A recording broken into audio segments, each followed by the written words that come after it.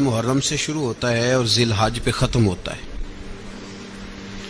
اس بات کا بھی ضرور خیال رکھا کریں کہ ہمارا جو اسلامی سال ہے اس کا آغاز جنوری سے نہیں ہوتا، اس کا آغاز محرم سے ہوتا ہے اور اس کا اختتام دسمبر پہ نہیں ہوتا بلکہ اس کا اختتام ذی الحج پہ ہوتا ہے۔ اسلامی سال کا آج پہلا دن ہے، یکم محرم الحرام، امیر المومنین خلیفۃ المسلمین جانشین مصطفیٰ جبل استقامت اور رسول اللہ کے دین کا بہت بڑا سپاہی حضرت عمر فاروق رضی اللہ تعالی عنہ، جناب عمر کا نام صرف کام نہیں، حضرت عمر کا نام انقلاب برپا کر دیتا ہے۔ حضرت عمر کا نام کفر کے ایوانوں میں جبر، ظلم، شرک کی وادیوں میں جب حضرت عمر کا نام بھی لیا جائے تو بے ایمان کانپنا شروع ہو جاتے۔ حضرت عمر فاروق رضی اللہ تعالی عنہ، حضرت عمر معمولی شخص نہیں، معمولی آدمی نہیں۔ کچھ لوگ صدیوں کے بعد پیدا ہوتے ہیں اور کچھ لوگ ایسے ہوتے ہیں جو ایک ہی بار پیدا ہوتے ہیں، ان جیسا دوسرا پیدا ہوتا ہی نہیں، دوسرا ان طرح کا پیدا ہوتا ہی۔ حضرت عمر رضی اللہ تعالیٰ عنہ جیسی شخصیات پیدا ہی نہیں ہوتی دوبارہ۔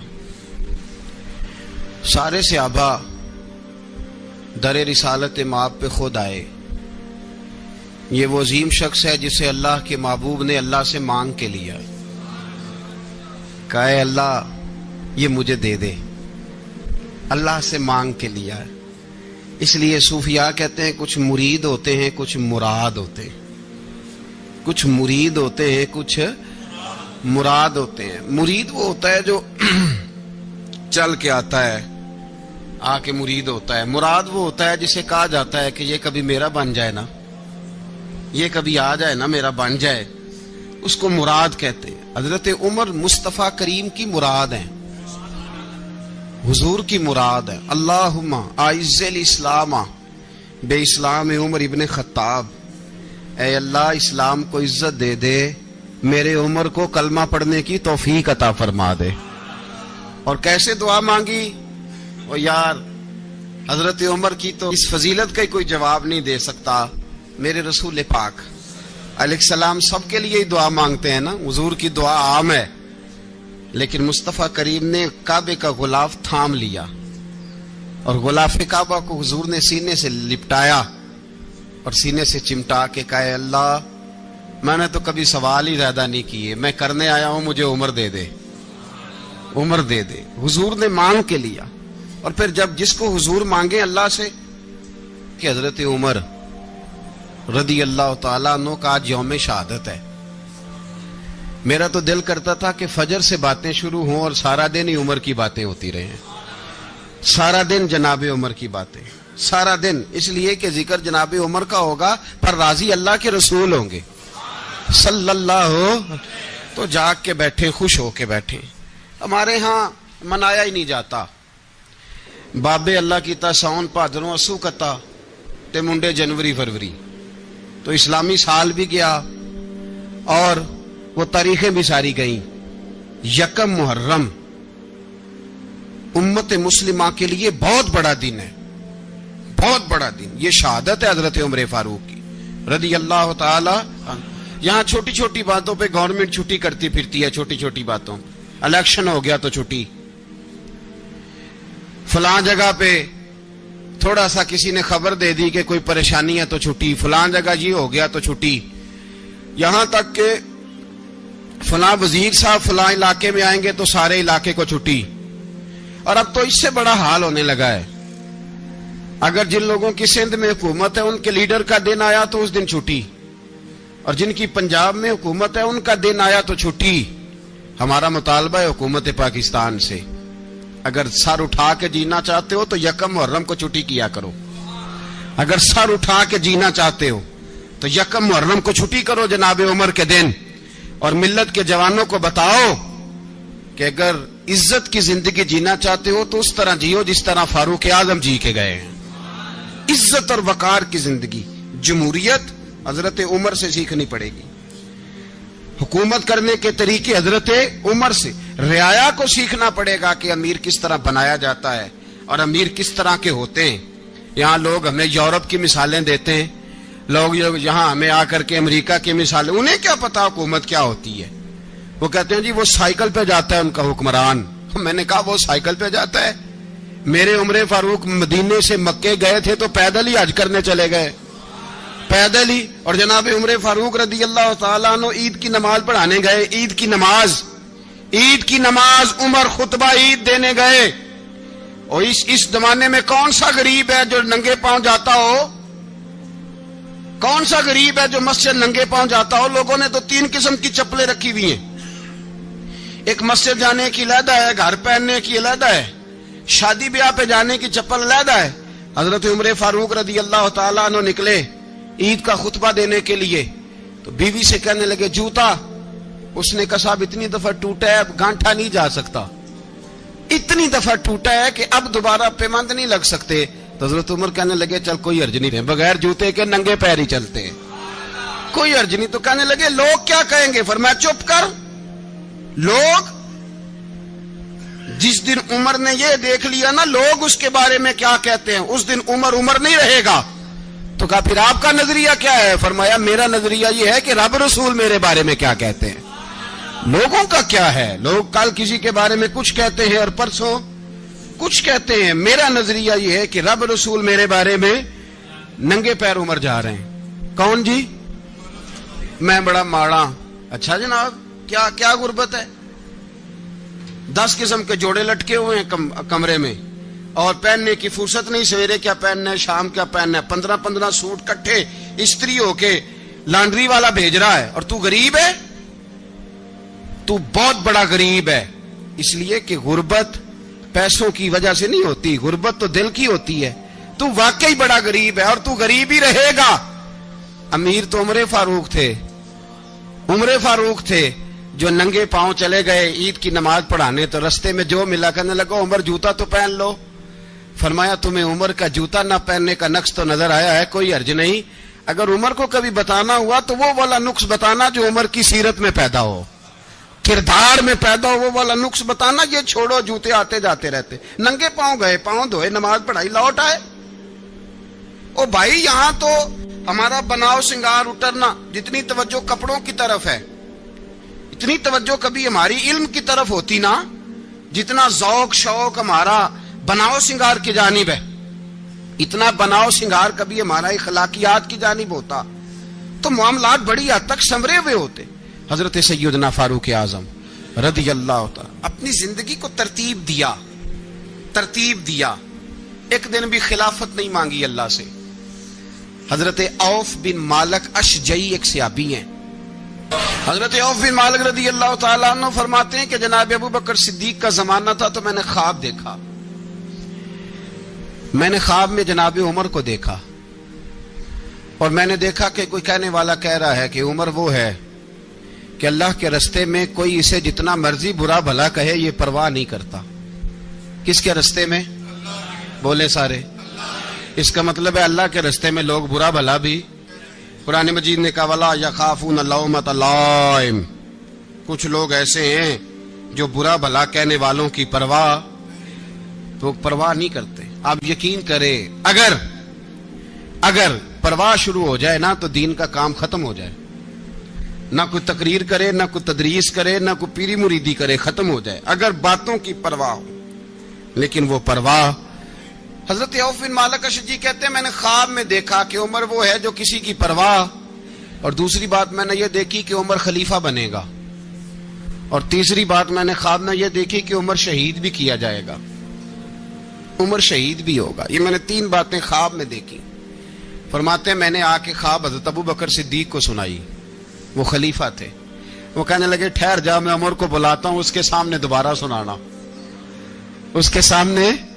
فرماتے ہیں میں نے بلایا، حضرت عمر فاروق کو آ کے بیٹھے, خواب شروع ہوا. کہا ایک بات تو میں نے یہ دیکھی کہ آپ ملامت کرنے والے کی پرواہ نہیں کرتے. دوسرا, آپ خلیفہ بنے کہ جناب عمر کہنے لگے چپ کر, ابو بکر کے سامنے ہی کہہ رہا ہے, چپ کر, خلیفہ کے سامنے ہی کہہ رہا ہے. تو حضرت ابو بکر صدیق کہنے لگے عمر اسے کہنے دو, مجھے لگتا ہے رب کی رضا یہی ہے کہ میرے بعد اگر مصطفیٰ کا ممبر ملے تو عمر کو ملے, اسے کہنے دو, کہنے دو. یار یہاں تو لوگ ڈینگے مارتے ہیں, یہاں تو لوگ دعوے کرتے ہیں میرے سامنے فلانے کو بھی بٹھاؤ, فلانے کو بھی بٹھاؤ, اس کو کیا پتا, اس کو کیا پتا. یہ تو بڑکے مارنے کا دور ہے. حضرت عمر رضی اللہ تعالیٰ عنہ کو تیسری بات کہی. حضرت عوف بن مالک نے کہا آپ شہید کیے جائیں گے, میں نے خواب دیکھی ہے. نیک لوگوں کے خواب بڑی حد تک سچے ہوتے ہیں. کہا میں نے خواب دیکھی ہے. تو حضرت عمر کہنے لگے شہید تو دلیر لوگ ہوتے ہیں, شہید تو دلیر, جسے سارا زمانہ دلیر کہہ رہا ہے وہ اپنے بارے میں کیا کہہ رہا ہے, کہتے ہیں شہید تو دلیر. میں تو کاہل سا آدمی ہوں, سست آدمی ہوں, میں تو اتنا کام ہی نہیں کرتا. تو یہ خواب تو نے جو دیکھا ہے نا پھر سے دیکھنا. تو ابو بکر صدیق فرمانے لگے عاجزی نہ کر, انکساری نہ کر, تو جو کہہ رہا ہے ٹھیک کہہ رہا ہے, لیکن مجھے سن کے شکر بھی ہوا ہے اور افسوس بھی ہوا ہے. افسوس اس بات کا کہ تیرے جیسا بطل عظیم چلا جائے گا, اور شکر اس بات کا کہ رب تجھے زندگی بھی اعزاز والی دے گا, اور شہادت کی موت دے کے اللہ تجھے موت بھی عزت والی عطا فرمائے گا.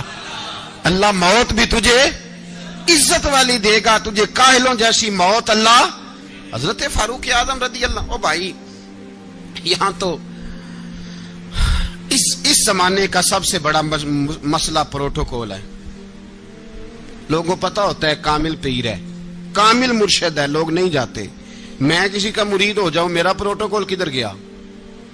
پتا ہوتا ہے یہ کامل استاد ہے, میں اس کے پاس بیٹھوں گا تو میری تربیت کرے گا, لیکن لوگ شاگرد نہیں بنتے. میں کدھر گئی؟ یہ جو پروٹوکول کی مصیبت ہے نا, اس نے بڑے بڑے لوگ زیرو کر دیے, بڑے بڑے لوگ. اور یہ مت سمجھے کہ آپ کا وزیر اعظم پروٹوکول لیتا ہے یا آپ کا صدر پروٹوکول, وزراء, ایسی کوئی بات نہیں. ہم چھوٹے طبقے سے لے کر بڑے سارے پروٹوکول کے قائل ہیں. ہمارا تو داماد بھی کہتا ہے کہ مجھے پوچھا نہیں میں تمہارے گھر کیوں آؤں. ہمارا تو بھائی ہر شخص اعلان کرتا ہے پروٹوکول کا, فلانے نے عزت نہیں دی تو واپس آ جاؤ, فلانے نے سلوٹ نہیں کیا تو واپس آ جاؤ. لوگ جہاں سلوٹ کرنا چاہیے وہاں بھی سلوٹ کرانے کے قائل ہیں. پر حضرت عمر رضی اللہ تعالی, حضرت عمر کی سادگی اور پھر جناب عمر کی عاجزی, جب انسان اپنے اوپر سوار کر لیتا ہے نا, سوار کر لیتا ہے, میں بدکار پرانا خادم, کسے در ملی نی ٹوئی, اتے واصف یار نے نظر جو کی تھی تے واصف ہی ہو. میں اکثر سوچتا ہوں حضور نے جہاں بھی کہا نا, فرمایا میرے بعد نبی ہوتے تو خطاب کے بیٹے عمر ہوتے. حضور نے فرمایا عمر جس رستے سے جاتا ہے شیطان وہ رستہ بدل جاتا ہے. نبی پاک صلی اللہ علیہ وسلم نے فرمایا میرا عمر وہ ہے کہ اس کی زبان پر حق جاری ہے. حضور علیہ الصلوۃ والسلام نے فرمایا 950 سال حضرت جبریل میرے عمر کی شان بیان کریں تو ان کی عظمت ختم نہیں ہوتی. 950 سال جبریل عظمت بیان کرے تو ختم نہیں ہوتی. یہ بات ہے حضرت عمر کی. اور فرمایا عمر ابو بکر کی نیکیوں میں سے ایک نیکی ہے, یہ شان ہے اب عمر فاروق رضی اللہ تعالیٰ عنہ کی. حضور نے فرمایا میرے بعد نبی ہوتے تو عمر ہوتے, جس گلی سے عمر آئے شیطان رستہ بدل جائے. میرے عمر فاروق کی شان 950 سال بیان ہو تو ختم نہ ہو. عمر کی زبان پر اللہ حق بیان کرتا ہے, جو عمر کہتا ہے وہی رب کر دیتا ہے. حضور ساری زندگی فضیلتیں بیان کرتے رہے, عمر جواب میں کیا کہتے ہیں؟ کوئی بتائے نا کہ یہ والی حدیثیں کبھی عمر نے بھی روایت کی ہوں کہ حضور نے میرے بارے میں یہ کہا ہے. یہ روایتیں وہ روایت نہیں کرتے. ان سے جب لوگ کہتے عمر تیری بڑی بات ہے تو عمر رو پڑتے, کہتے میں تو اونٹ چرانے والے باپ کا بیٹا ہوں, میں تو اونٹ چرانے والے باپ کا بیٹا, اونٹ چرا. اس سے آگے عمر گئے ہی نہیں ساری زندگی, اس سے آگے لفظ ہی نہیں ادا کی. اور میں تو بھائی اونٹ چرانے والا, میرا باپ تو اونٹ چرایا کرتا تھا, 10 اونٹ تھے, میری ڈیوٹی ہوتی تھی, سنبھالے نہیں جاتے تھے, ابا ڈنڈوں سے مارتا تھا. ساری زندگی عمر حج کرنے گئے, ایک خشک تنا کھجور کا عمر فاروق رضی اللہ تعالیٰ عنہ نے اس کو اپنے کلاوے میں لیا، رونے لگے۔ لوگوں نے کہا عمر کیا ہوا؟ فرمانے لگے یہاں میں اونٹ چرایا کرتا تھا، یہاں میں اونٹ چراتا تھا، 10 اونٹ سنبھالے نہیں جاتے تھے۔ دیکھو رسول اللہ کی شان، آج ساری امت چلانے کا طریقہ عطا فرما دیا ہے، ساری نظریے سے پیار۔ یار پیسہ کس کو برا لگتا ہے؟ آپ جس آدمی کی 50 کروڑ کی پراپرٹی ہے اس کو پوچھیں سب سے غریب، آپ کو وہی نظر آئے گا۔ وہ کہے گا میں ٹائٹ ہوں، حالات بڑے۔ میں کئی بار پوچھے انہوں نے، میں کہتا ترجمہ بھی 10 چھڑوں کی، ہمیں تو سمجھ نہیں آتی، اور ٹائٹ حالات کون سے ہوتے ہیں جی؟ جس آدمی کا کروڑوں میں کاروبار ہے نا، اس کو آپ چھیڑے وہ رونے لگ جائے گا، رونے۔ تو کئی میں نے ایسے دیکھے ہیں کرائے کا مکان ہے، ان سے پوچھے صاحب کیا حال ہے، تو کہتے ہیں جتنی اللہ نے شان والی زندگی ہمیں عطا کی ہے کسی کو نہیں دی ہوئی۔ اس کا مطلب ہے خوشی بھی یہی ہے اور غم بھی یہی ہے، اندر سے خوشی ہے، اندر سے ہی۔ تو نے اگر راضی رہنا ہے تو ادھر سے رہنا ہے، ناراض رہنا ہے تو بس اپنے آپ کو خوش رکھے گا تو ہو جائے گا۔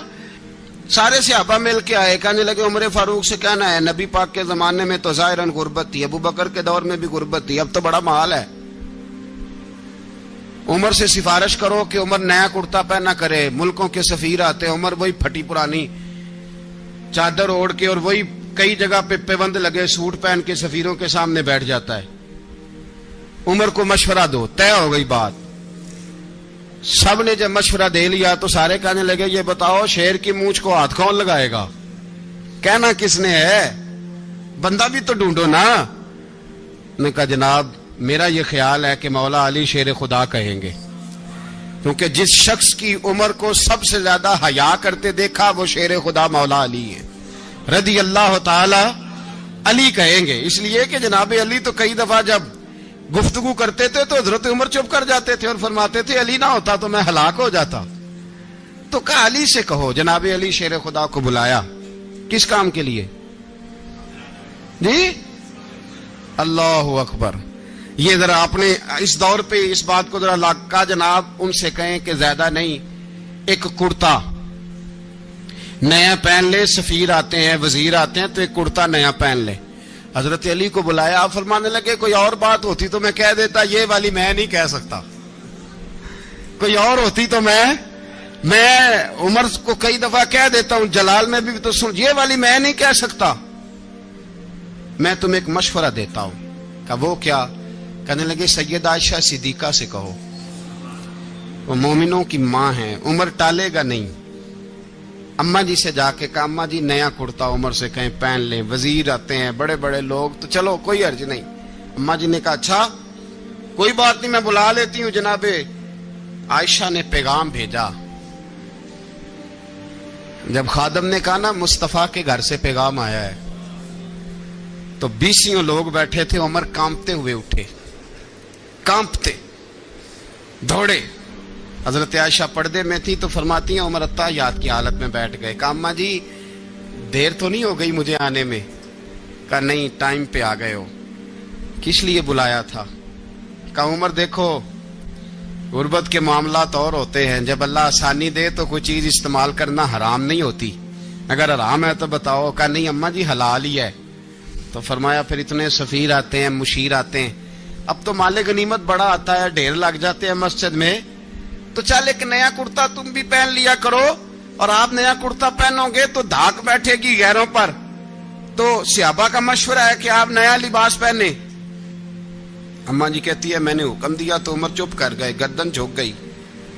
تھوڑی دیر کے بعد سیدنا عمر فاروق نے سر اٹھایا تو داڑھی پہ آنسو گر رہے تھے، رو پڑے، کہنے لگے پاک محبوب کی پاک بیوی جیسے حکم کرتی ہو میں حاضر ہوں، پر مجھے وہ والا لباس پہنانا جو میرے مصطفیٰ نے پسند فرمایا ہے، اگر یہ رنگ رسول پاک کا ہے تو میں حاضر ہوں، اور اگر نبی پاک کا نہیں تو پھر جیسے آپ حکم کریں۔ جناب عائشہ کہتے ہیں عمر روئے تو میں زیادہ روئی، میرا پلو بھیگ گیا آنسوؤں سے۔ میں نے کہا عمر آپ جائیے۔ عمر یوں نکلے تو جو صحابہ کھڑے تھے وہ کونے میں تھے، سارے آ گئے۔ کہا اماں جی کیا بناؤ؟ فرمایا بھائی تم سب جو باتیں کہتے ہو وہ اپنی جگہ ٹھیک ہیں، پر عمر جو بات کرتا ہے وہ سب سے زیادہ ٹھیک ہے۔ عمر جس پہلو پر بات کرتا ہے وہ یار ایسی عاجزی، ایسا رنگ، ایسا انداز، ایسا طرز حیات، ایسی زندگی. اولاد کے معاملے میں لوگ بزدل ہو جاتے ہیں، بزدل. پر حضرت عمر کا بیٹا مصر گیا، وہاں سے کمائی کر کے لایا، تجارت کرنے گیا، لاکھوں کا مال. کون سا باپ ہے دنیا میں جس کا بیٹا باہر سے پیسے لے کے آئے تو ابا تفصیل پوچھے کہ بیٹا کہاں سے کمائے، کہاں سے لایا، کتنے ملے، کیوں آئے؟ کون سا باپ تفصیل پوچھتا ہے؟ ابا تو کہتا ہے لا صحیح، اور تعریفیں کرتا ہے میرا بیٹا بڑی کمائی کرتا ہے. کبھی پوچھا ہے اس سے کہ ڈیوٹی صحیح دیتا ہے کہ نہیں؟ کبھی پوچھا ہے کہ تو ایمانداری کی روزی لاتا ہے کہ حرام کی کماتا ہے؟ یہ باپ کی ذمہ داری ہے، یہ اماں کی ذمہ داری ہے. پھر کہتا ہے بیماری کیسے آ گئی، پریشانی کیسے آ گئی؟ تو نے کبھی سوال کیا اپنی اولاد سے؟ حضرت عمر فاروق رضی اللہ تعالیٰ عنہ کا بیٹا مصر سے پیسے کما کے لایا تو جناب عمر نے بلایا، فرمایا بیٹے اتنی تو تیرے پاس راس ہی نہیں تھی، تھوڑے سے تو پیسے لے کے گیا تھا، اتنی کمائی کیسے ہو گئی؟ اتنے تو پیسے نہیں تھے صاحب، کہاں سے کمائی لائے؟ اس نے کہا ابا جی وہ جو میرے چچا ہے نا مصر کے گورنر، آپ کے دوست، انہوں نے میری مدد کی ہے. فرمایا جتنے لوگ گئے تھے سب کی ہے مدد اس نے؟ کہا نہیں صرف میری کی. فرمایا تیری کیوں کی؟ تیری کیوں کی؟ کہا حضور آپ کے دوست ہیں. فرمایا چپ کر، حضور انہوں نے مجھے اتنے پیسے دیے، میں نے کاروبار میں ڈالے تو نفع آیا تو میں ان کی رقم دے کے. فرمایا خاموش ہو جا، باقی جتنے لوگ گئے تھے سب کی مدد کی اس نے؟ کہا نہیں حضور صرف میری کی. فرمایا اس نے تیری مدد نہیں کی، اس نے خلیفہ کے بیٹے کی مدد کی، اس لیے کہ وہ خلیفہ کو اپنے حق میں نرم کر سکے. فرمایا آدھا مال تیرا ہے، آدھا مال غنیمت کا ہے، مال خزانہ کا ہے، مسلمانوں کا ہے، اس لیے کہ تو جو وہاں سے مال کما کے لایا ہے وہ اپنے باپ کے خلیفہ ہونے کی وجہ سے کما کے لایا ہے، لہذا رکھ ادھر. یہاں کہتے ہیں کدھر سے آیا، کیسے آیا، کون سا حساب دیں، کیا کریں؟ او بھائی حضرت عمر رضی اللہ تعالیٰ عنہ کا اپنی اولاد کے بارے میں یہ رنگ ہے. ایک جنگ سے نا خوشبو آئی، خوشبو بڑی مہنگی ہوتی تھی، عرب میں خوشبو آج بھی بڑی مہنگی ہے، وہ زیادہ استعمال کرتے ہیں. میری باتوں کی سمجھ آ رہی ہے میرے بھائیوں؟ بڑی مہنگی خوشبو تھی. جب وہ خوشبو آئی تو حضرت عمر نے کہا، گھر میں پہلے پہنچی حضرت عمر کے، چونکہ زیادہ عورتیں استعمال کرتی تھی گھر کے اندر خوشبو، مرد بھی لگاتے تھے. حضرت عمر نے اپنی بیوی سے کہا، آپ کی زوجہ تو تھی وہ بڑی خوشبو کو پسند کرتی تھی. حضرت عمر نے اپنی زوجہ سے کہا کہ خوشبو لاؤ، میں نے ایک عورت کی ڈیوٹی لگائی ہے، وہ خوشبو تول تول کے نا تو بھائیسا برابر صحابہ میں بانٹ دے گی. تو آپ کی زوجہ کہنے لگی کسی بی بی کی ڈیوٹی لگانے کی کیا ضرورت تھی، میں جو موجود تھی میں بانٹ دیتی ہوں تول کے بھائیسا برابر. آپ نے فرمایا نہیں تو رہنے دے، فلانی بی بی بانٹے گی. کہا حضور میں نے بھی بانٹنی ہے، میرے پہ کچھ حق ہے؟ آپ نے فرمایا نہیں تو تفصیل نہ پوچھ، تو خوشبو دے دے، کوئی اور بانٹے گی. خاتون خانہ تھی نا، کہنے لگی نہیں مجھے بھی آج آپ کو بتانا ہی پڑے گا کہ کوئی جو بانٹ سکتی ہے تو میں کیوں نہیں بانٹ سکتی؟ زوجہ کہتی عمر نے بات کی تو میری چیخیں نکل گئیں. حضرت عمر فرمانے لگے جب تو خوشبو بانٹے گی نا تیرے ہاتھوں کو بھی لگے گی، تیرے دوپٹوں کو بھی لگ جائے گی. اگر رب کریم نے مجھ سے سوال پوچھا کہ عمر خوشبو تو مسلمانوں کی تھی، تیری بیوی کے دوپٹے کو کیوں لگ گئی، تو میں اللہ کے حضور کیا جواب دوں گا؟ اگر اللہ نے یہ سوال کیا کہ تیری بیوی نے کیوں لگائی، وہ تو حصہ تھا مسلمانوں کا، تو نے تیری بیوی نے کیوں لگائی؟ تو فرمایا میں نہیں چاہتا کہ اللہ کے حضور مجھے اور تجھے باز پرس ہو، لہذا کسی اور کو بانٹنے دے.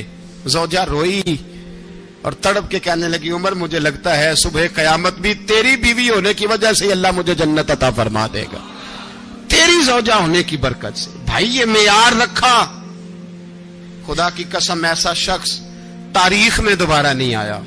اتنا بڑا آدمی، اتنا بڑا شخص، اتنا بڑا آدمی، اور پھر رنگ یہ ہے کہ عمر 22 لاکھ مربع میل کا حکمران، 22 لاکھ، اور کھجور کے درخت کے نیچے مٹی کا ڈھیلا لے کے سو گئے ہیں، پرواہ کوئی نہیں، کوئی مسئلہ ہی نہیں. 2 غلام ساتھ بیٹھے تو ایک روٹی حضرت عمر نے گھر سے منگوائی، تھوڑا سا سرکہ، تو غلام کہنے لگے ہم نے بھی کھانی ہے. فرمایا کوئی حرج نہیں، روٹی کو پیٹ بھر کے کھانا ضروری تو نہیں، 3 حصوں میں بانٹ لیتے ہیں، ایک آدمی آیا ہوا تھا مصر کا رہنے والا ملنے کے لیے. اس نے پوچھا عمر کدھر ہے؟ تو کہا وہ ادھر جاؤ مسجد میں بیٹھے ہوں گے. اور واپس آیا تو کہنے لگا وہاں تو 3 غلام بیٹھے ہیں, ایک روٹی بانٹ بانٹ کے کھا رہے ہیں, لگتا ہے کئی دنوں سے روٹی نہیں ملی. کہا 3 غلام تو کوئی نہیں, وہاں 2 ہی تھے, تیسرے تو امیر المومنین تھے. اس نے کہا نہیں نہیں 3 غلام ہیں, کپڑے بھی ایک طرح کے پہنے ہوئے ہیں, بلکہ 2 کے تو پھر صحیح ہیں, تیسرے کے تو زیادہ ماڑے ہیں. کپڑے بھی ایک طرح کے, کھانا پینا بھی ایک طرح کا, اور ان کا نشست برخاست بھی ایک طرح کی ہے, لہذا کوئی فرق نہیں. حضرت ابو ہریرہ کہتے ہیں میں لے کے آیا, اور جناب عمر کو جب میں نے کچی زمین میں تامت سمیٹ بیٹھے دیکھا تو میں رو پڑا. میں نے اس مصر سے آنے والے کو کہا تو اس کے جلوے دیکھ, اگر اس کی ذات میں اتنا حسن ہے تو محمد عربی کا مقام کیا ہوگا. یہ مقام غور ہے, مقام غور. 10 محرم کو لوگ دیگے پکائیں گے نا, نہیں پکانی ہے؟ کوئی بول دے نہیں, ہاں نہ نہیں کر دے. پروگرام بدلیا تو نہیں دی عید کی کہ وہی کام شروع ہوا لاسٹ ٹائٹ ہونے والا. کیوں جی پکنی ہے نا دیکھیں 10 محرم کو انشاءاللہ تعالی, ہم بھی پکائیں گے انشاءاللہ, یہاں بھی پروگرام ہوگا. تو 10 محرم کو جو دیگ پکنی ہے تو ایسا نہیں ہو سکتا کہ 1 محرم کو حضرت عمر کے نام کی بھی کوئی پک جائے. اگر امام حسن حسین کے نام کی دیگیں پکے تو جو امام حسن حسین سے پیار کرنے والے ہیں, جو امام حسن حسین سے, ہم لوگوں نے بھی عجیب رٹا اپنایا ہے نا. ہم لوگ بات کا ایک پہلو دیکھتے ہیں, دوسرا نہیں دیکھتے. حضرت امام حسن اور حسین کو بھی نبی پاک نے شہید کہا, اور جناب عمر کو بھی رسول اللہ نے خود شہید فرمایا. فرمایا شہید ہے, خود فرمایا اپنی زبان سے کہ یہ شہید ہے, خود میرا عمر شہید ہے. تو ان کے نام کی دیگ نہیں پکنی چاہیے, اس طرف نہیں ہماری توجہ ہونی چاہیے. اور اہل بیت نبو, یہ بات میں پہلے بھی کرتا ہوں, آج پھر کرنا ضروری سمجھتا ہوں. اہل بیت کا پیار, سن لو کان کھول کے, اہل بیت کا پیار اگر ہمیں کسی نے سکھایا ہے تو سیدنا عمر فاروق نے سکھایا ہے. اہل بیت نبوت کی محبت اگر کسی نے سکھائی ہے تو کس نے سکھائی ہے؟ بول کے بتائیے. حضرت عمر نے. اہل بیت کا پیار ہمیں حضرت عمر نے بول کر کے سکھایا ہے. بھائی یاد رکھیں, کسی کی طاقت نہیں تھی دم مارنے کی حضرت عمر کے سامنے, طاقت ہی نہیں تھی. کیسر و کسرا کانپ جاتے تھے, جرأت ہی نہیں کرتے تھے حضرت. اور ہمارے تو تعلقات بڑے ہیں نا غیروں سے. حضرت ابو موسیٰ اشعری رضی اللہ تعالیٰ عنہ فرماتے ہیں میرا منشی سائی تھا, وہ کاتب کہتے تھے وہ لوگ, میرا حساب کتاب عیسائی تھا. تو فرماتے ہیں ایک دن میں نے وہ سارا حساب کتاب لین دین کے حضرت عمر کو دکھائے تو فرمانے لگے جس نے لکھے ہیں اس کو بلاؤ. کہنے لگے حضور مسجد نہیں آ سکتا. کیوں نہیں آ سکتا؟ کہنے لگے وہ عیسائی ہے. کہتے ہیں حضرت عمر جلال میں آ گئے. آپ فرمانے لگے جنہیں رب دور کرتا ہے تم کیوں قریب کرتے ہو؟ جنہیں اللہ دور کرتا ہے. فرمایا تم غیروں کو اگر عہدے دو گے تو اپنوں کا کیا بنے گا؟ اگر تم غیروں کو عہدے دو گے تو اپنوں کا. یہ سوچ ہے جو آج برما کے مسلمانوں کے لیے بھی ضروری ہے. کہا اگر تم غیروں کو عہدے دو گے تو اپنوں کا. ہم نے غیروں کو عہدے دیے تو دیکھا نا اپنے کس طرح کاٹے جا رہے ہیں. غیروں کو جو عہدے دے دیے یارانے سارے غیروں سے, روز دعویٰ ہوتا ہے چین ہمارا سجن ہے, چین ہمارا دوست ہے. او بھائی دوست ہے تو اس سے کہو نا کہ برما تو تمہاری ایک چھوٹی سی ریاست ہے, چین کے بغیر تو وہ سانس بھی نہیں لے سکتا. اس کو کہو نا اس حکومت پہ دباؤ ڈالے. لیکن ہم لوگوں نے غیروں کو عہدے دیے تو اپنے پس گئے. حضرت عمر کہتے تھے ذمی کا ہم ادب کریں گے, ذمی کافر کا ہم, ایسا کافر جو مسلمان ریاست کو قبول کرے, بدامنی نہ پھیلائے. ایک آدمی کو آپ نے دیکھا آنکھوں سے نابینا ہے اور بھیک مانگ رہا ہے, تو حضرت عمر کو نظر آ گیا. فرمایا کون ہو؟ اس نے کہا میں یہودی ہوں. فرمایا بھیک کیوں مانگتے ہو؟ کہا جب تک تندرست تھا مسلمانوں کو جزیہ دیتا تھا, بوڑھا ہو گیا ہوں کیا کروں. حضرت عمر نے گھوڑے کی پشت پہ بٹھایا کافر کو, گھوڑے کی پشت پہ بٹھایا اور بٹھا کے مدینے لائے. حضرت علی شیر خدا وزیر خزانہ تھے. فرمایا علی اس کا وظیفہ جاری کرو. کہا یہ کون ہے؟ فرمایا یہ یہودی ہے لیکن یہ ہمیں جزیہ دیتا رہا, بوڑھا ہو گیا بیچارہ, بھیک مانگنے پہ مجبور ہے, ہماری حکومت کے اندر رہتا ہے, اس کا پورا وظیفہ جتنا خرچہ اتنا وظیفہ لگاؤ. حضرت علی کہتے ہیں میں وظیفہ لگا رہا تھا اور وہ میرے نبی کا کلمہ پڑھ رہا تھا, وہ رسول اللہ کا کلمہ پڑھ رہا تھا. یہ مزاج, یہ نہیں کہ کافر. حضرت عمر نے گورنروں کو خط لکھے تھے کہ زبردستی کسی کو مسلمان نہیں کرنا, جہاں ان کی عبادت گاہیں بنی ہو گرانی نہیں, کوئی مندر کوئی گرجا ضائع نہیں کرنا. اسلام سب کو جینے کا موقع دیتا ہے, پر بے ایمانو ظالموں بدذاتوں تمہیں یہ کہتا ہے کہ ہم تمہیں جینے کا موقع دیتے, تم بھی مسلمانوں کو جینے کا موقع دو. یہ جہاں بستے ہیں جہاں رہتے ہیں انہیں وہاں جینے کا موقع دو, انہیں بھی اللہ اکبر کہنے کا موقع دو, انہیں بھی قرآن پڑھنے کا موقع دو, انہیں بھی رسول اللہ پر درود پڑھنے کا موقع دو. ہمارے ملک میں عیسائی اپنی مرضی سے کھلے عام تبلیغ کرتے ہیں. یہاں تو چینل چلائے ہیں عیسائیوں نے. کسی مذہبی جماعت نے کبھی جلوس نکالا ہے کہ عیسائیوں کا چینل بند کرو؟ بولے نکلا ہے کہ نہیں نکلا؟ کتنے ظلم کی بات ہے. ہم جب غیر کو اتنا تحفظ دیتے ہیں, اتنا تحفظ دیتے ہیں. ہم نے دیکھا ہے, مجھے بیسیوں لوگوں نے عید پہ ٹیلی فون کیے کہ عیسائیوں کو قربانی کا گوشت دے لیں, مجبور ہیں جی, دروازے پہ آ گئے ہیں, ہمارے کام کاج کرتے ہیں. بیسیوں لوگ, عام آدمی کے دل میں ان کا اتنا جذبہ ہے. وہ مسائل کا بیان کرنا ایک علیحدہ بات, لیکن ہمارے دل کافر کے حق میں بھی نرم ہو جاتے ہیں. تم کس قدر زیادہ بے ایمان ہو اور کفر کس قدر زیادہ ذلیل ہو گیا ہے کہ مسلمان کے حق میں نرم ہوتا ہی نہیں. اور اس سے بڑے ذلیل وہ ہیں جو ان ذلیلوں کے سپورٹر ہیں. وہ کسی عرب ملک کے حکمران ہو یا کسی اور جگہ کے, وہ بڑے ذلیل ہیں جو ان ذلیلوں کے سپورٹر ہیں, جو برما کی بچیوں کے قتل پر اپنی حکومتیں چمکا رہے ہیں. انہیں شرم نہیں آتی. اس قدر مسلمان تڑپا ہے, لیکن ان بے غیرتوں کو ذرا ہوش نہیں آئی. اور یہ ان کے کماش, ان کے دلال جو ہر جگہ ان کی سپورٹ کر کے اپنی حکومتیں قائم کرتے ہیں, بے ایمانوں کو پتہ نہیں کہ کب ان پر اللہ کا عذاب اترے گا اور کس طرح ان کے پرخشے اڑیں گے. تمہیں اپنی ذلت اور رسوائی نظر نہیں آ رہی کہ زمین کس طرح تمہارے لیے تنگ ہو گئی ہے؟ اس سے زیادہ اور تمہاری رسوائی کیا ہوگی؟ ڈرو اللہ سے. اور یہ تو دنیا کا عذاب ہے. ان بطش ربک لشدید, میرا رب کہتا ہے قیامت تو قائم ہونے دے. اتنا سخت تیرے رب کی پکڑ ہے, اتنی کسی دوسرے کی ہو سکتی؟ یاد رکھیں اور تھوڑا احتیاط کریں. ہم سب لوگ بھی, جو ہم لوگ آدھی زبان بول کے بھی ان کی سپورٹ کرتے ہیں, اب شرم آنی چاہیے ہمیں ان حکومتوں کی سپورٹ کرتے جو مسلمانوں کی لاشوں کے اوپر حکومتیں قائم کرتے ہیں. شرم آنی چاہیے. بہرحال بات دور نکل جائے گی اور میں اپنے مضمون پہ رہتا ہوں. اہل بیت کا پیار اگر سکھایا ہے تو جناب عمر نے سکھایا ہے رضی اللہ تعالی عنہ. امام حسن ملنے, آپ یقین کریں میں جب اس واقعہ کو پڑھتا ہوں تو میرا دل جھوم جاتا ہے. میں کہتا ہوں یار ڈاڈا ہونا اپنی جگہ پہ, عشق ہونا اپنی جگہ پہ, انسان کا باوقار ہونا اپنی جگہ. جہاں کھڑے ہونا تھا وہاں یہ کھڑے ہوتے تھے, اور جہاں جھکنا تھا وہاں یہ. ان لوگوں میں اقبال نے کہا تھا تیری نگاہ ناز سے دونوں مراد پا گئے, عقل غیاب و جستجو, عشق حضور و اضطراب. جہاں اگر آیا ہے سامنے کیسر و کسرا تو عمر جیسا دلیر کوئی نہیں. اگر سامنے آیا ایران کا بادشاہ تو عمر جیسا تگڑا کوئی نہیں. اگر آیا ہے سامنے غسان کا بادشاہ تو عمر جیسا عادل کوئی نہیں. لیکن اگر علی کا بیٹا آیا ہے, اگر فاطمہ کے لال پارے آئے ہیں, تو پھر فاروق اعظم سے جیسا محب کوئی نہیں, پھر ان سے جیسا پیار کرنے والا کوئی نہیں.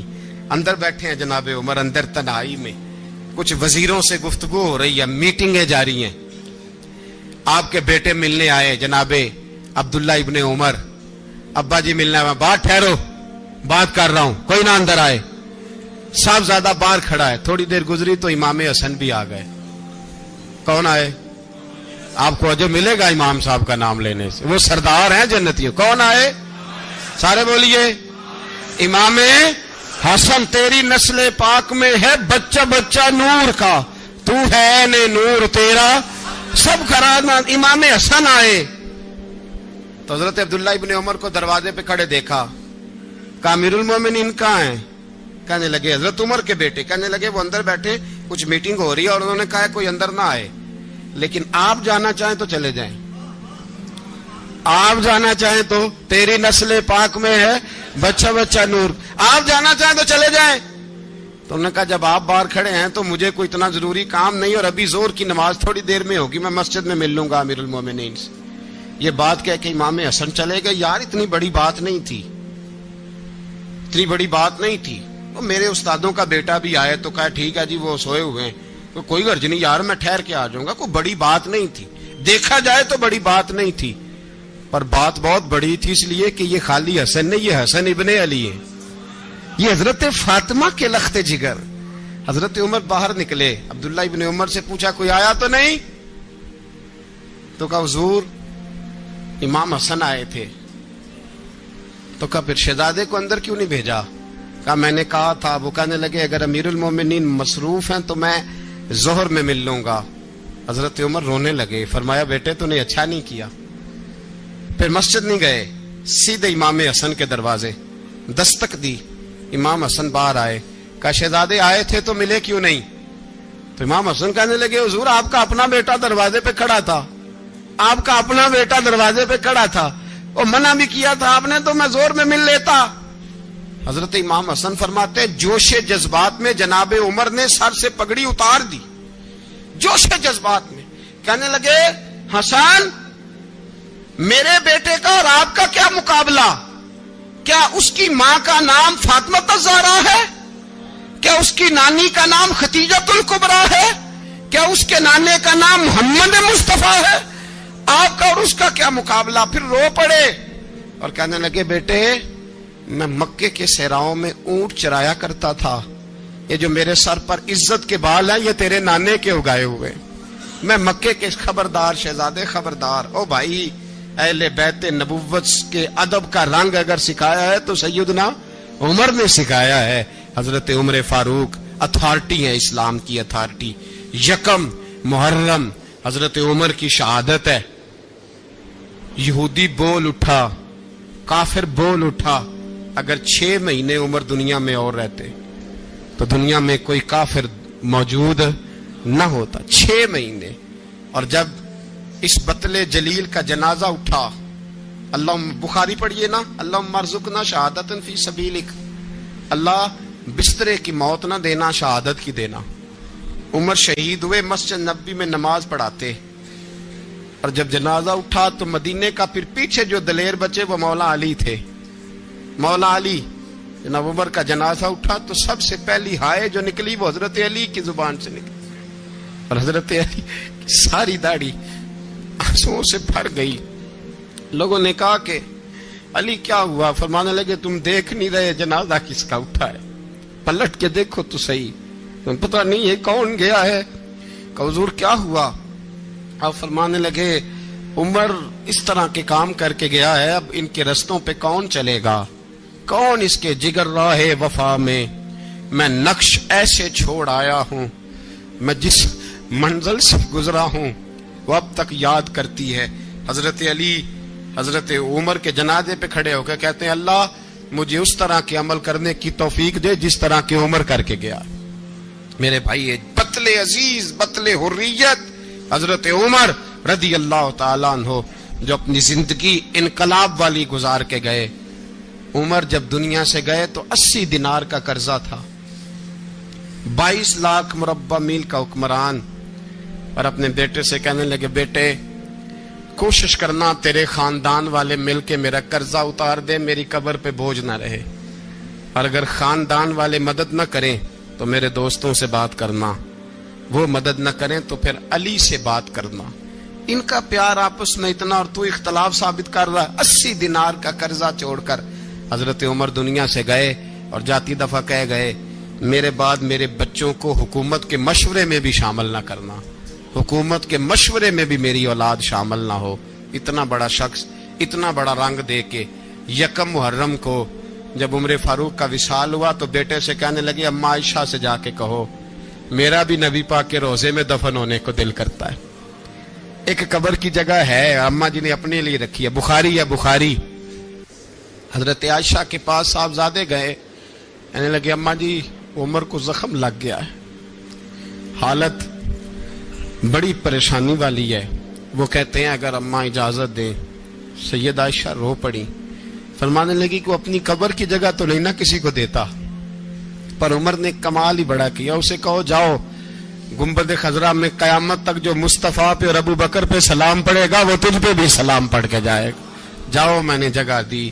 اعلیٰ حضرت فاضل بریلوی رحمت اللہ علیہ فرماتے ہیں وہ عمر جس کے آداب شیدہ شکر, اس خدا دوست حضرت پہ لاکھوں سلام, اس خدا دوست حضرت پہ.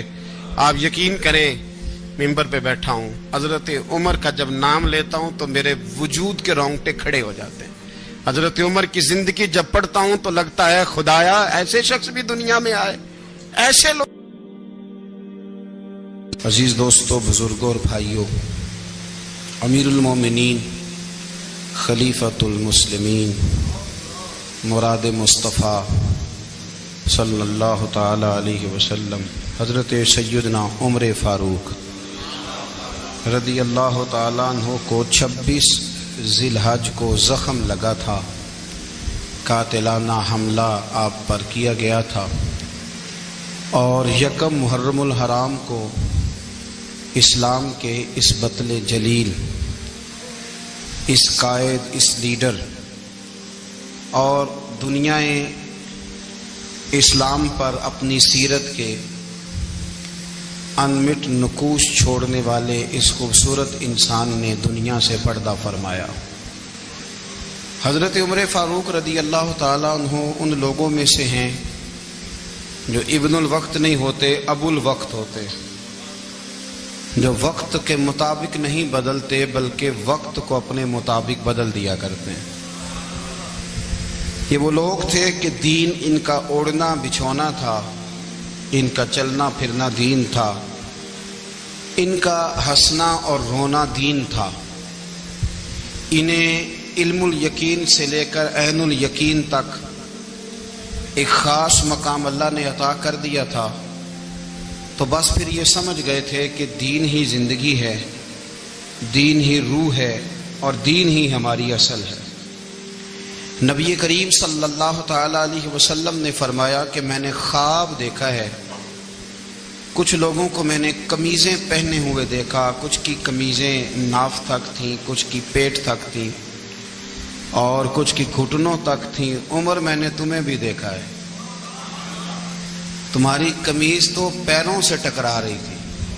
تو حضرت عمر کہنے لگے حضور خواب کوئی دیکھتا ہے، تعبیر کوئی بتاتا ہے، پر یہاں کمال یہ ہے کہ خواب بھی آپ نے بتایا ہے، تعبیر بھی آپ ہی بتائیں گے۔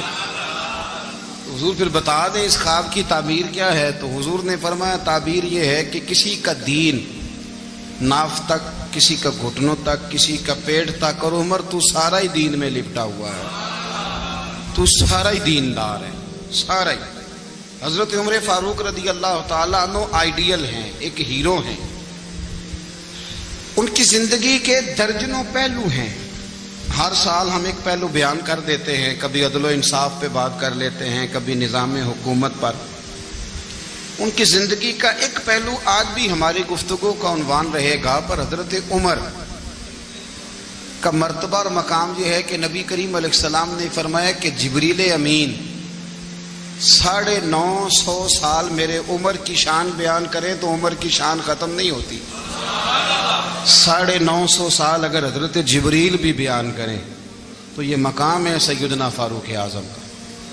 اللہ تبارک و تعالیٰ نے جس طرح سارے نبیوں میں شان حضور کو عطا فرمائی، اسی طرح تمام نبیوں کے حواریوں میں سب سے زیادہ شان حضور کے غلاموں کو عطا فرمائی۔ قرآن مجید میں اللہ کریم نے فرمایا یا ایھا الذین آمنوا قوا انفسکم واہلیکم نارا، فرمایا اے ایمان والو خود بھی جہنم کی آگ سے بچو اور اپنے گھر والوں کو بھی دوزخ کی آگ سے بچاؤ۔ خود بھی بچو اور اپنے گھر والوں کو بھی۔ ہماری ساری نصیحتیں باہر والوں کے لیے، باہر ہمیں بہت بڑا لیکچر بھی دینا پڑے تو چلتا ہے، بہت بڑی داستان سرائی بھی کرنی پڑے تو چلتی ہے۔ سٹیٹس اور معیار یہ ہے کہ سارا کچھ باہر والوں کے لیے، اور گھر کے وہ پھول جن کی آبیاری بھی ہم نے کرنی تھی، کوئی جڑی بوٹیاں اور گائیں تو وہ کاٹنی بھی ہم نے خود تھی، دھوپ اور چھاؤں کا خیال بھی ہم نے رکھنا تھا، وہاں ہماری نظر نہیں ہوتی۔ پڑوسی کے بچے کیا کر رہے ہیں یہ سارا پتہ ہوتا ہے، اور میرے گھر میں کیا گل کھل رہے ہیں اس کی مجھے خبر نہیں ہوتی۔ حضرت عمر فاروق نے جب یہ آیت نازل ہوئی تو فوراً عرض کیا یا رسول اللہ صلی اللہ علیہ وسلم اس کا کیا مطلب ہے کہ خود بھی دوزخ کی آگ سے بچو اور اپنے گھر والوں کو بھی بچاؤ؟ تو نبی کریم علیہ السلام نے فرمایا عمر اس کا مطلب یہ ہے کہ جن چیزوں کا اللہ رسول تمہیں حکم دیتے ہیں تم اپنے گھر والوں کو ان چیزوں کا حکم دو، اور جن چیزوں سے اللہ رسول تمہیں منع کرتے ہیں تم اپنے گھر والوں کو بھی ان چیزوں سے منع کرو۔ حضرت عمر فاروق کی زندگی میں جو چیز آپ کو بہت زیادہ ملے گی نا وہ یہ ہے کہ آپ نے جتنا کڑا احتساب محاسبہ باہر والوں کا کیا ہے نا اس سے زیادہ بڑھ کے اپنا اور اپنے گھر والوں کا کیا ہے۔ یہ بڑا عجیب معاملہ ہے کہ ہم جتنے لوگ ہیں ہمارا معیار یہ ہے کہ سامنے والا غلط ہے اور میں ٹھیک، یعنی دوسرے کا بچہ گلی میں نظر آ جائے تو اس کی غلطیاں نکلنی شروع ہو جائیں گی، اور میرا بچہ سارا شہر گھوم آئے ایک ٹائر پہ موٹر سائیکل پہ تو ہم کہتے ہیں کہ ابھی بچہ ہے، انشاءاللہ سیانا ہو جائے گا۔ اگر ابا جی آج تک سیانے نہیں ہوئے کہ اس کو سمجھا لیں تو پھر بیٹے کا سیانا ہونا تو ہو سکتا ہے کہ وہ 60-70 سال لگ ہی جائیں۔ گھر کے اندر جب تک توجہ نہیں ہوتی اور سب سے پہلے جب تک اپنی ذات پر توجہ نہیں ہوتی، میں کہا کرتا ہوں کہ باہر لیکچر چلتا ہے گھر میں عمل چلتا ہے، لیکچر باہر چلتا ہے گھر کے اندر عمل چلے گا۔ باہر تو آپ نے کہہ دیا نماز پڑھا کرو، ختم ہو گئی بات، لیکن گھر میں بچے نماز تب پڑھیں گے جب ان کے والد نماز پڑھیں گے۔ گھر میں کہہ دیا پردہ کرو، پر گھر میں بچیاں پردہ تب کریں گی جب ان کی اماں پردہ کرے گی۔ گھر کے اندر عمل چلتا ہے، باہر تو چلو بات بھی چل جاتی ہے۔ تو والد کا جب تک کردار بچے نہیں دیکھتے جب تک اتنی دیر تک ان کا تبدیل ہونا ممکن نہیں ہوتا۔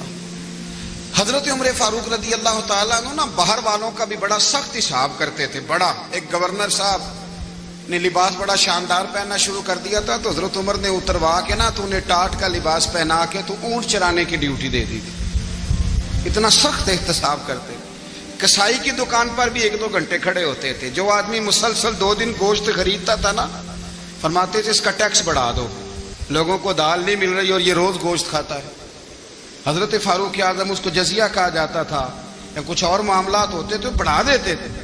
مسلسل جو 2 دن آدمی گوشت کھاتا تھا فرماتے تھے مدینے میں غربت ہے، اگر یہ والا نظام تم کرو گے تو غریب لوگ کس کی طرف دیکھیں گے۔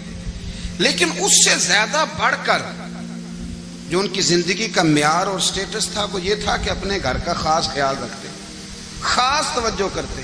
ملک شام سے اور ایران سے کچھ لوگ آپ کی خدمت میں آئے تو وہاں سے کچھ کنیزیں بھی آئیں ان کے بادشاہ کا پیغام لے کے۔ شاہ ایران کی کنیز کو ملکہ نے کہا کہ نا حضرت عمر کی زوجہ کو دیکھ کے آنا ذرا کس طرح کی ہے۔ ہمارے ملک میں کیا کہتے ہیں خاتون اول، باقی سارے دووں میں خاتون اول، ذرا خاتون اول کو دیکھ کے آنا۔ تو وہ جب آئی نا گھر میں ملنے تو کہا کہ مجھے میری ملکہ نے کہا تھا کہ عمر کی زوجہ سے اہلیہ سے ملاقات کر کے آنا۔ تو حضرت عمر کی اہلیہ نے نا ایک جوڑا کپڑوں کا دے دیا ملکہ کے لیے اور ایک خوشبو کی شیشی دے دی۔ اب جب وہ تحفے وہاں گئے تو اس ملکہ نے نا کچھ سونے کا سامان بھیجا، کچھ زیورات بھیجے، کچھ تحائف بھیجے۔ جب حضرت عمر کے گھر آئے نا وہ خادم لے کے آیا، اس نے کہا جی آپ کی اہلیہ نے تحفے بھیجے تھے، تو جواب میں شاہ ایران کی بیوی نے یہاں جس ملک کا وہ سفیر تھا انہوں نے بھی یہ بھیجے۔ تو حضرت عمر فاروق نا وہ تحفے لے کے گھر گئے تو جا کے کہنے لگے اپنی اہلیہ سے یہ تو کب سے تحفے تحائف بھیجنے لگ گئی ہے، یہ کب سے نظام شروع ہو گیا؟ تو کہ حضور تحفہ دینا لینا تو ٹھیک ہے، سنت ہے، محبت بڑھتی ہے، تو یہ کوئی قباحت نہیں، اور میں نے اپنی ذاتی استعمال کے لیے جو چیزیں رکھی تھی وہ میں نے دی ہیں۔ تو حضرت عمر فاروق رضی اللہ تعالیٰ عنہ فرمانے لگے ہم نے کسی ملک کے ساتھ اور اس کے بادشاہ کے ساتھ ذاتی تعلق نہیں بنانا، تعلق جو بھی بنے گا رسول اللہ کے دین کی برکت سے بنے گا، ذاتی رشتے نہیں ہم نے قائم کرنے۔ ذاتی آپ کے ملک کی جو ایئر لائن جس کا ہر سال خسارے کا ڈنڈورا پیٹا جاتا ہے نا، وہ ہمارے بادشاہ صاحب اور صدر صاحب اگر غیر ملکیوں کو گھوڑا کبھی بھیجنا ہو نا، گھوڑا تو پورا ایک جہاز گھوڑا لے کے تحفے میں جاتا ہے، پورا جہاز غریب قوم کا یہ سرمایہ، اور قوم بڑی بادشاہ ہے لائنوں میں لگ کے ووٹ دیتی ہے۔ 2 کام ہمیشہ لائن میں لگ کے کرنے، ایک بل لائن میں لگ کے جمع کرانا ہے اور ایک ووٹ لائن میں لگ کے، تاکہ پھر پورے 5 سال لائن میں ہی لگے رہیں۔ مرضی سے آپ ووٹ دینا پر جو بات درست ہے اس کو سنو۔ حضرت عمر فاروق رضی اللہ تعالیٰ عنہ نے اپنی اہلیہ سے پوچھا کتنے کا تھا وہ تیرا جوڑا اور خوشبو کی شیشی؟ انہوں نے کہا 3 دینار کی۔ فرمایا یہ 3 دینار تیرے اور باقی جو تحفے آئے ہیں وہ تو خود کہہ، چونکہ اس نے تیرے نام بھیجے ہیں، تو کہہ کہ میں مال غنیمت میں دیتی ہوں، تو کہہ میں مسلمانوں کو کہہ۔ تو زوجہ ہنس پڑی، کہنے لگی میں نہ بھی کہوں تو مجھے کہنا تو پڑے گا ہی، کہنا تو میں نے ہے ہی، جو کہ سامنے عمر فاروق ہیں، لہذا فرمایا کہہ دیتی ہوں میں نے دیا خزانے کو۔ حضرت عمر نے جمع کرا لیا۔ میں یہ کیا بات ہوئی، میرے گھر والے جو مرضی کریں، ان کا معیار زندگی جس طرح کا مرضی ہو۔ اور حضرت عمر ایک جملہ کہا کرتے تھے، اللہ کرے کہ یہ باتیں اس دور حاضر میں ہماری سمجھ میں آئیں۔ حضرت عمر فاروق رضی اللہ تعالیٰ عنہ اپنے بچوں کو فرمایا کرتے تھے کہ بہت آدمی کو بھوک لگی ہو نا، اور پھر اس کی پسند کا کھانا پکا ہو، جتنے شوق سے وہ اس کھانے کو دیکھتا ہے نا، فرمایا اس طرح پوری قوم اپنے بادشاہوں کے خاندان کو دیکھتی ہے، اس تیزی کے ساتھ دیکھتے ہیں کہ ان کے گھر میں کیا ہو رہا ہے، ان کا معیار زندگی کیا ہے، ان کا سٹیٹس کیا ہے۔ آپ کے بچے دونوں کاروبار کے لیے مصر گئے، ایک بہت بڑا قافلہ گیا مدینے سے مصر تجارت کے لیے، تو یہ گئے تجارت کے لیے، تو حضرت عبداللہ ابن عمر، حضرت عبید اللہ ابن عمر، حضرت عمر کے دونوں بیٹے گئے۔ جناب عمر فاروق کے بچے جب وہاں پہنچے تو مصر کے گورنر نے نا لوگوں کو تعارف کرایا کہ یہ عمر فاروق کے بیٹے ہیں۔ ایک چھوٹی سی بات کر دوں، یہ چودھری کے بیٹے کو کون بتاتا ہے کہ تو چودھری کا بیٹا ہے؟ باہر والے بتاتے ہیں، گھر والے۔ اور سیٹھ صاحب کے بیٹے کو کون بتاتا ہے کہ تو سیٹھ صاحب کا بیٹا ہے؟ اور مالک کو کون بتاتا ہے کہ تو مالک کا بیٹا ہے اور یہ کرایہ دار ہے؟ یہ کون بتاتا ہے؟ یہ سوچ ہم دیتے ہیں بچوں کو، چودھری اور کمی کی سوچ، امیر اور غریب کی سوچ، مالک اور کرایہ دار کی سوچ، گھر کے مالک کی اور کام کرنے والے کی سوچ، یہ ہم دیتے ہیں۔ یاد رکھنا، یہ ہم دیتے ہیں، یہ ہمارا مزاج ہے، یہ باہر سے نہیں آتی۔ تو کوئی شہزادہ ہے، تو سیٹھ ہے، تو نواب ہے، یہ سوچ باہر سے نہیں آتی، یہ اماں سوچ دیتی ہے، اماں، یہ ابا سوچ دیتا ہے۔ اور پھر جب تباہی اترتی ہے تو اس کے ذمہ دار بھی باہر والے نہیں ہوتے، گھر والے ہوتے ہیں، گھر والے۔ ہمارے بچوں کی طبیعتوں پر زیادہ نقش باہر والوں کا نہیں ہوتا، گھر والوں کا ہوتا ہے، یاد رکھیے گا۔ حضرت عمر فاروق رضی اللہ، بچے ہیں، شہزادے ہیں، وہ کاروبار کرنے گئے اور وہاں بتایا گورنر صاحب نے کہ یہ فاروق اعظم کے بچے، امیر المومنین کے۔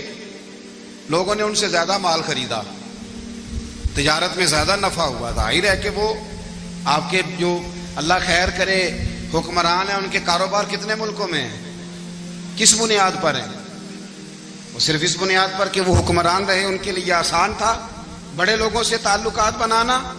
حضرت عمر فاروق رضی اللہ تعالیٰ عنہ کے بچے ڈھیروں مال کما کے جب واپس آئے نا، تو حضرت عمر سے آ کے بچوں نے بطور محبت کا، ابا جی اللہ نے بڑا ہی فضل کیا ہے، بڑا مال کمایا الحمدللہ، یہ دیکھیں کتنا نوازا ہے۔ تو حضرت عمر کہنے لگے سارے قافلے نے اتنا ہی کمایا ہے؟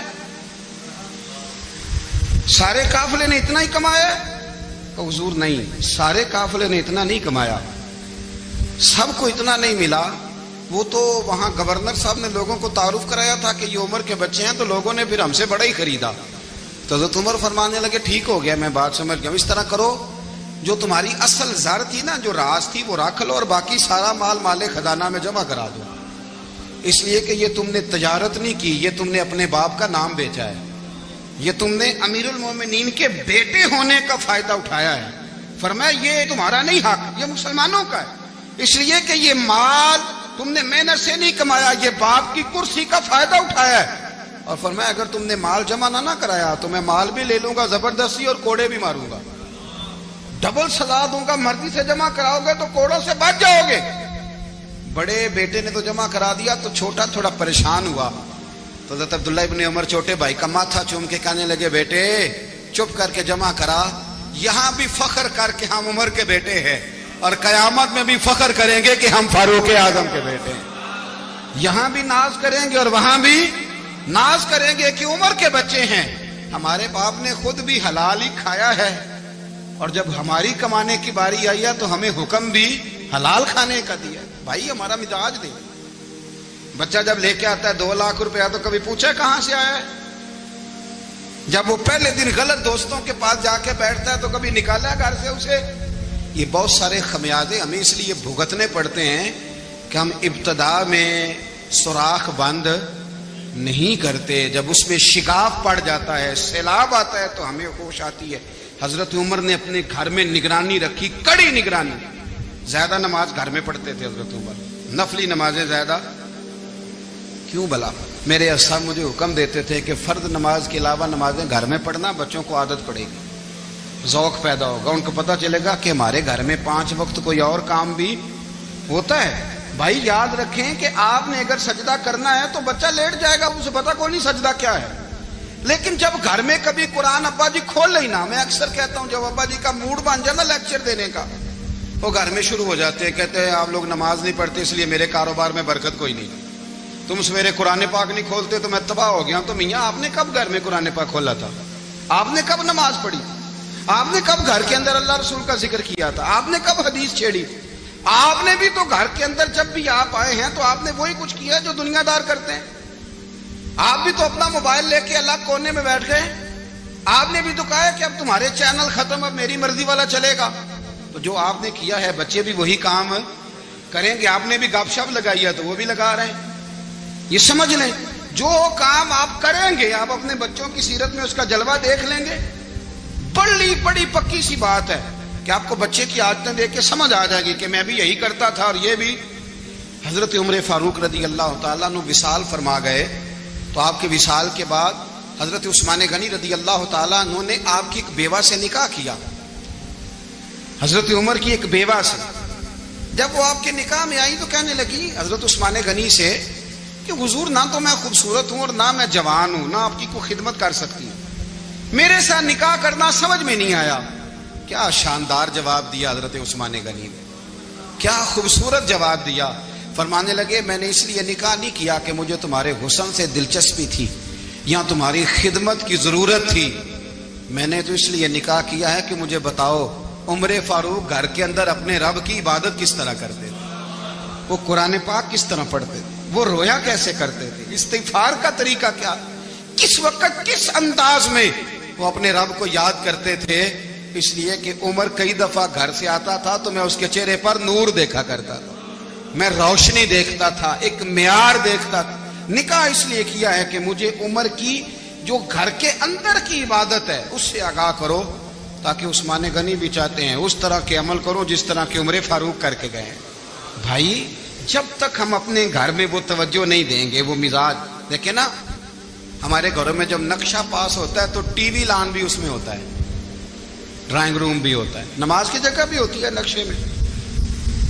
صحابہ جب گھر بناتے تھے تو ایک مسجد بیت کا نقشہ پاس کرتے تھے, ذہن میں رکھتے تھے کہ یہ کونا نماز کے لیے, وہاں جوتے لے کے کوئی نہیں جائے گا, وہاں نماز پڑھی جاتی تھی, عورتیں وہاں اعتکاف کرتی.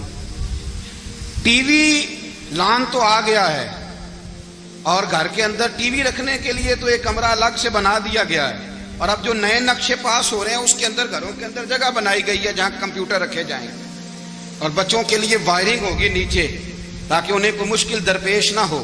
یہ ساری چیزیں ہم نے نہانے کے لیے گھروں کے اندر اتنے بڑے واش روم بنائے ہیں کہ لگتا یہ ہے کہ سوائے نہانے کے اور کام ہی نہیں کوئی گھر میں ہوگا. ہر چیز آ گئی, پر اللہ کرے کوئی تفسیر بھی ٹیبل پہ پڑی نظر آئے, کوئی حدیث کی کتاب بھی ٹیبل پہ پڑی نظر آئے.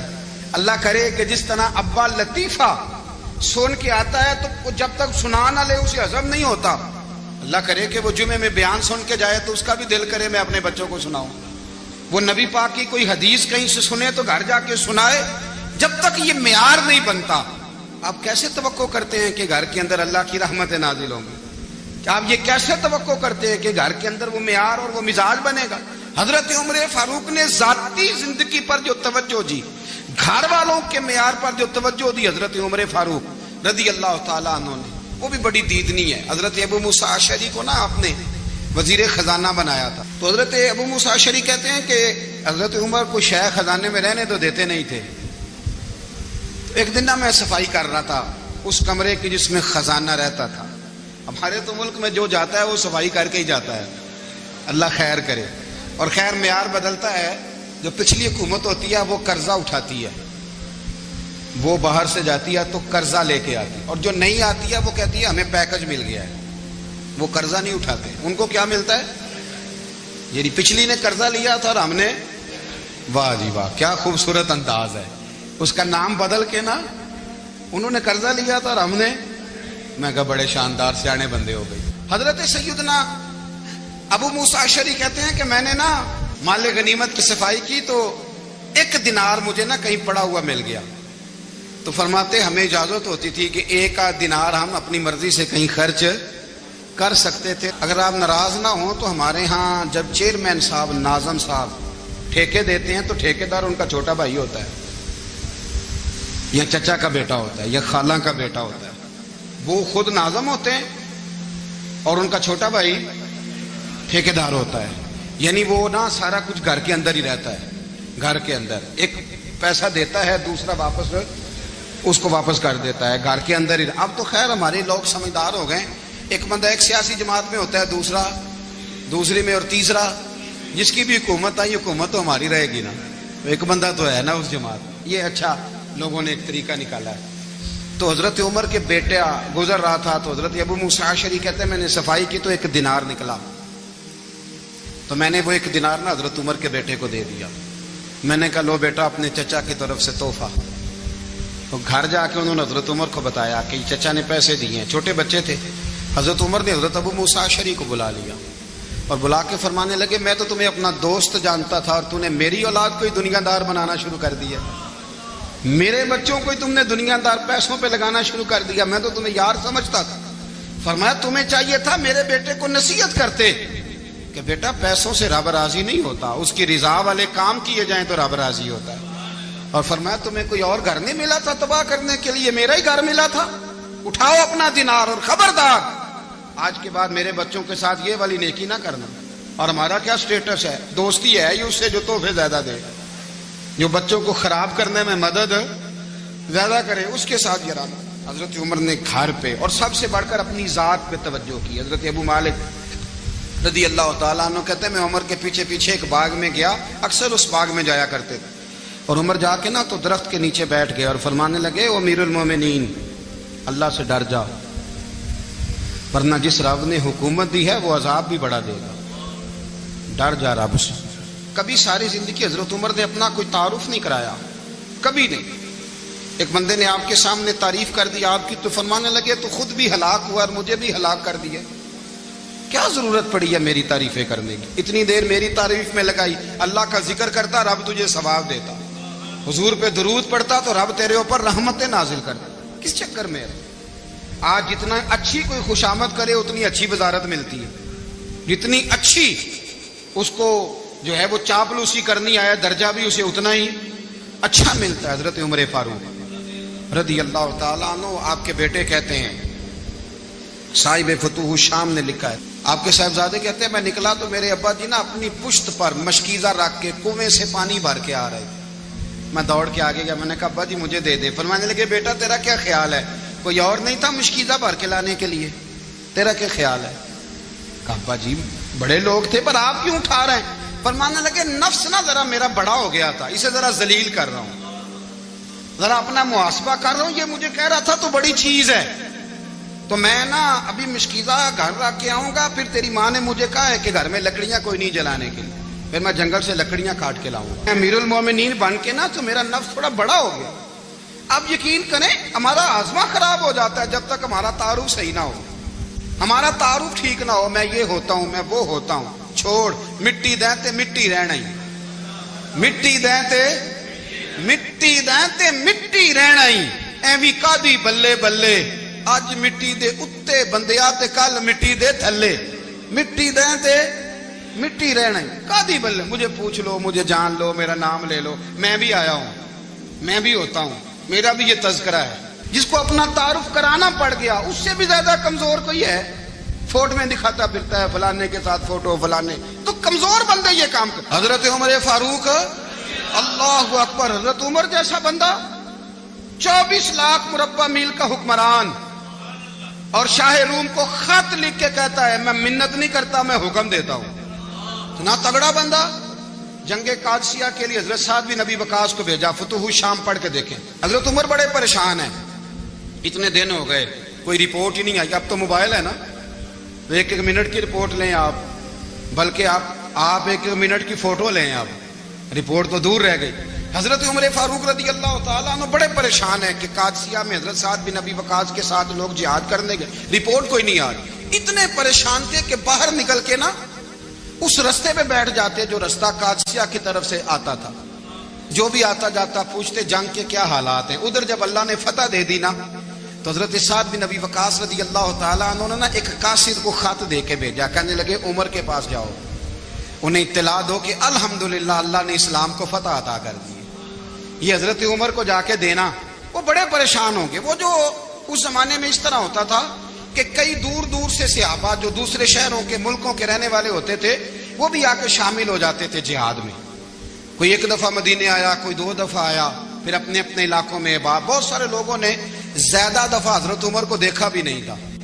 وہ جو قاصد خط لے کے آیا تھا نا اس نے ایک آدھ دفعہ دیکھا تھا. حضرت عمر بوڑھے ہو گئے، وہ پہچانتا نہیں تھا.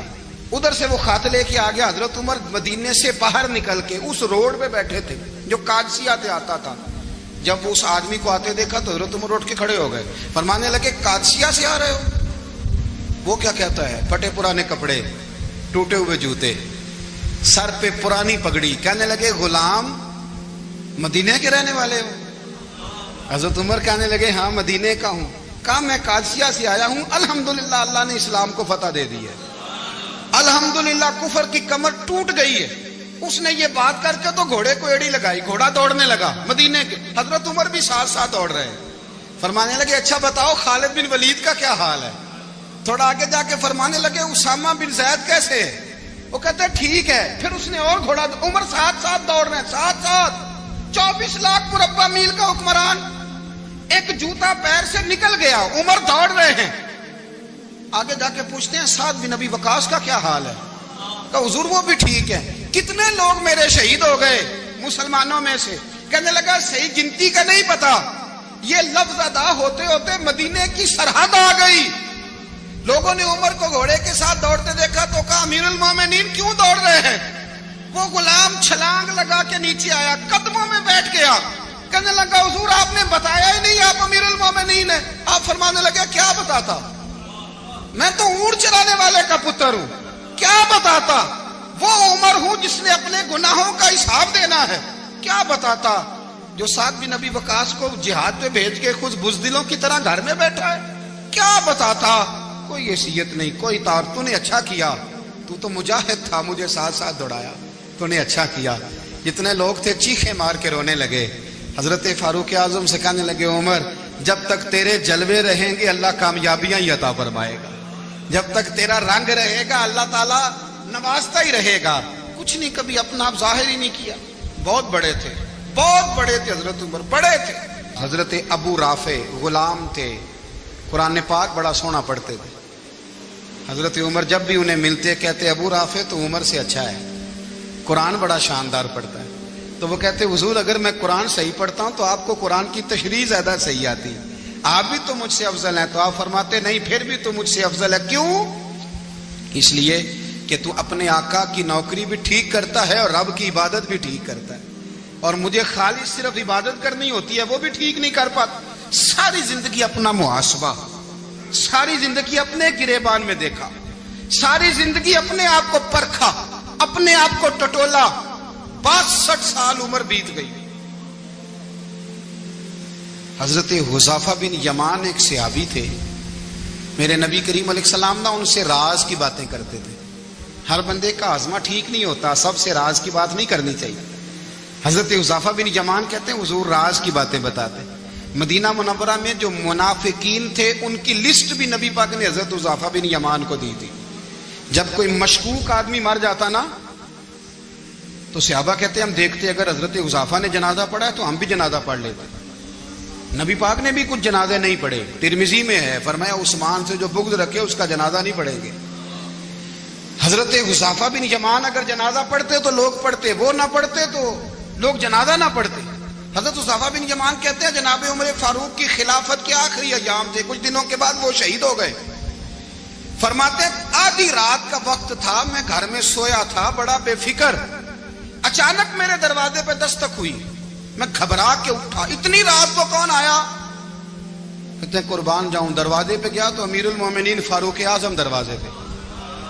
میں نے کہا عمر کوئی حکم تھا تو مجھے بلا لیتے. کہنے لگے میں نا امیر بن کے نہیں آیا, تیرا ویر بن کے آیا ہوں. امیر المومنین کی حیثیت سے سرکاری کام سے بلاتا تو وہاں بلاتا, مجھے ایک ذاتی کام پڑ گیا. کہتے میں نے عمر کو گھر کے اندر بلا کے چارپائی پہ بٹھایا. میں نے کہا حضور میں غریب آدمی ہوں, میں کیا آپ کے کام آ سکتا ہوں؟ تو کہتے انہوں نے نا مجھے ساتھ بٹھا لیا, پھر میرا ہاتھ پکڑ لیا. کہنے لگے تو عمر کو جانتا ہے؟ عمر جھوٹ نہیں بولتا. تو جانتا ہے عمر وعدوں کا پکا ہے؟ کہا حضور جانتا ہوں. کہا میں اس وقت آیا ہوں جب دیکھ بھی کوئی نہیں رہا. حضرت حذیفہ بن یمان کہتے ہیں پریشان ہو گیا, حضور پہلیاں نہ بجھوائے, مہربانی کر بتائیں کدھر آئے ہیں. حضرت عمر فاروق فرمانے لگے 62 سال کا ہو گیا ہوں, 63 میں چل رہا ہے, داڑھی سفید ہو گئی ہے, پھل پک گیا, اٹھ فریدا ستیا, داڑھی آ گئی پور, اگا نیڑے آ گئی, پیچھا رہ گیا دور. اب قبر اشر کا معاملہ صاف نظر آنے لگا ہے. کہا حضور مجھ سے کیا چاہتے ہیں؟ حضرت عمر رو پڑے. کہنے لگے آج میں عشاء کے بعد نکلا ہوں تو نبی پاک کے صحابہ مجھے نیک کہہ رہے تھے, پھر میں نے بچوں کی ماں سے اور بچوں سے بھی پوچھا ہے, وہ بھی مجھ سے راضی ہیں. پر حذیفہ تیرے ساتھ نبی پاک راز کی باتیں کرتے تھے, سچ بتا کہیں عمر کا نام منافقوں میں شامل تو نہیں؟ سچ بتا ان منافقین میں تو شامل نہیں, کہیں اوپر سے تو نہیں سارا کچھ؟ حضرت حذیفہ بن یمان کہتے ہیں میں باپ کے مرنے پہ اتنا نہیں رویا جتنا عمر کے سوال پہ رویا. میں قدموں میں بیٹھ گیا. میں نے کہا نہیں عمر, یہ تو میں نے نہیں سنا, لیکن یہ میں نے نبی پاک سے ضرور سنا ہے کہ میرے بعد اگر کوئی نبی ہوتا تو عمر ابن خطاب ہوتا. یہ میں نے اپنے کانوں سے سنا ہے کہ عمر جس گلی سے گزرے شیطان رستہ بدل جاتا ہے. یہ میں نے اپنے کانوں سے سنا ہے کہ 950 سال حضرت جبریل جناب عمر کی شان بیان کریں تو پھر بھی بیان نہیں ہو سکتا.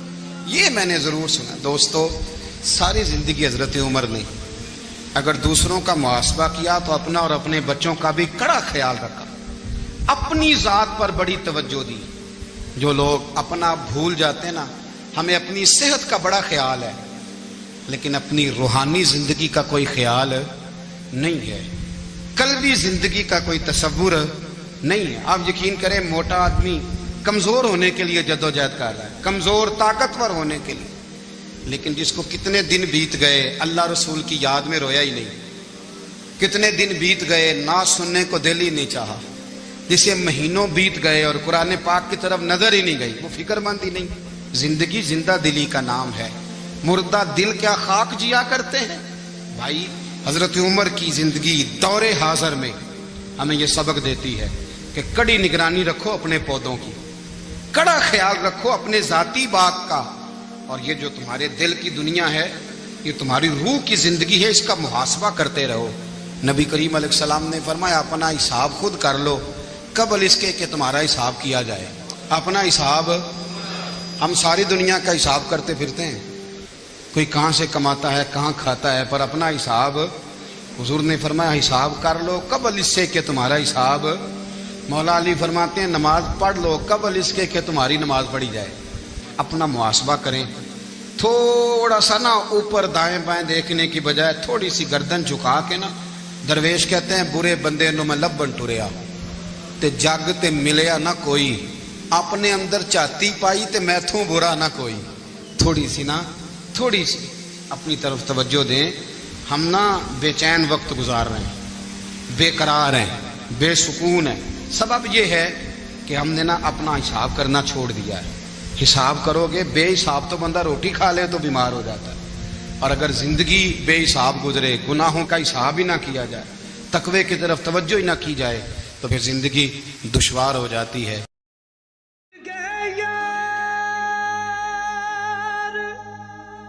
جدائیاں والے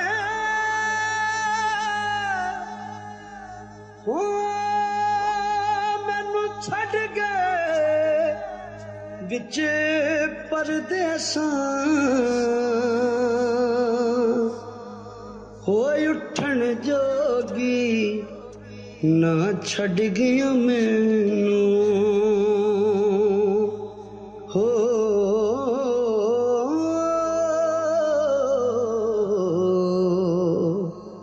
بیٹھی ہنجواں ہار ਪਰੋਂ